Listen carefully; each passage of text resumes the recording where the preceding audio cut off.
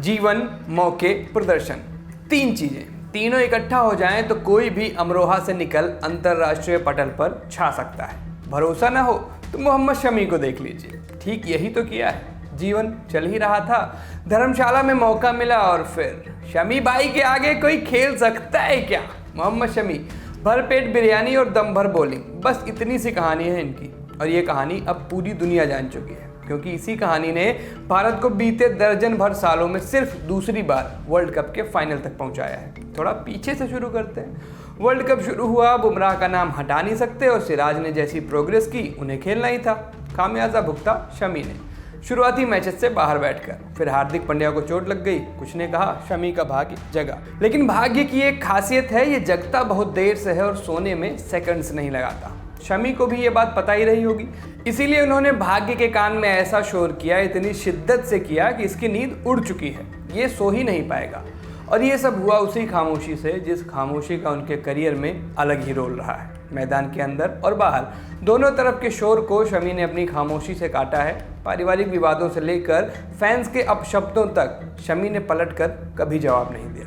हालांकि बॉर्डर पार के हमारे भाई लोग इससे सहमत नहीं होंगे। इंग्लैंड में शमी ने उन्हें तो हॉक ही दिया था, याद आपको भी होगा। बात 2017 की चैंपियंस ट्रॉफी की है। फाइनल में पाकिस्तान ने 180 रन से हरा दिया। निराश टीम इंडिया ड्रेसिंग रूम की तरफ लौट रही थी।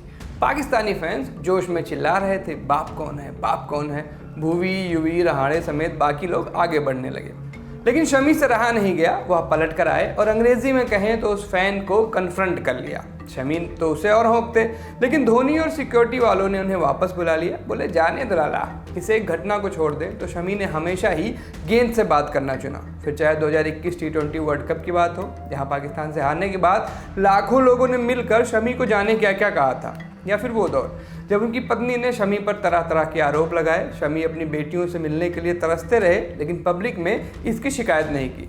यहाँ तक कि एक दफ़ा बहुत परेशान हो गए, अपनी ही जान लेने का मन कर गया, लेकिन ये बात उस वक्त किसी के कान तक नहीं पहुँची। बहुत बाद में कोविड के दौरान एक दफ़ा रोहित शर्मा के साथ इंस्टाग्राम लाइव में शमी ने यह खुलासा किया और बाद में बोले मेरे मुँह से निकल गया।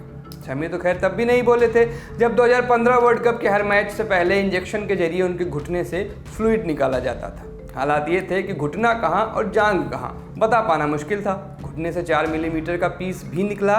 हर मैच के बाद शमी से चला भी नहीं जाता था। साथ ही सहारा देकर उन्हें कहीं लाते ले जाते। फिजियो नितिन पटेल और पेन किलर्स के दम पर उन्होंने पूरा वर्ल्ड कप खेला। पहले ही मैच में टूटे घुटने के साथ शमी सेमीफाइनल तक खेले, लेकिन ये बात सबके सामने आई साल 2020 में कोविड काल के इंस्टाग्राम लाइव में। इस चोट के चलते वह पूरे 18 महीने क्रिकेट से दूर रहे और इन्हीं सबके बीच उनके फैमिली इशूज, लेकिन शमी चुप रहे। तैयारी की, वापसी की और उनके समर्पण के क्या ही कहने। साल 2016 न्यूजीलैंड के खिलाफ कोलकाता में टेस्ट, शमी ने 6 विकेट अपने नाम किए। भारत ने बहुत आसानी से मैच जीता और मैच के बाद पता चला कि उनकी 14 महीने की बेटी इस पूरे वक्त आईसीयू में थी। शमी दिन का खेल खत्म कर आईसीयू जाते और अगली सुबह फिर गेंद के साथ मैदान में दिखते।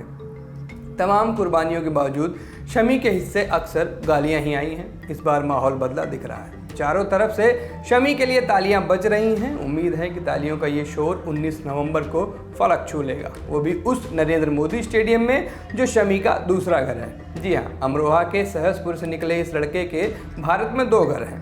स्पेयर पार्ट की दुकान चलाने वाले तौसीफ अली के बेटे ने यूं तो हर हिंदुस्तानी के दिल में घर कर लिया है, लेकिन क्रिकेट की दुनिया में वह कोलकाता और गुजरात के हैं। नमस्ते, मैं सूरज हूं, आप लल्लन टॉप स्पोर्ट्स देख रहे थे। शुक्रिया। जिंदगी 365 दिन बहुत बिजी रहने वाली है, लेकिन लल्लन टॉप अड्डा सिर्फ 3 दिन रहने वाला है, 24, 25 और 26 नवंबर 2023।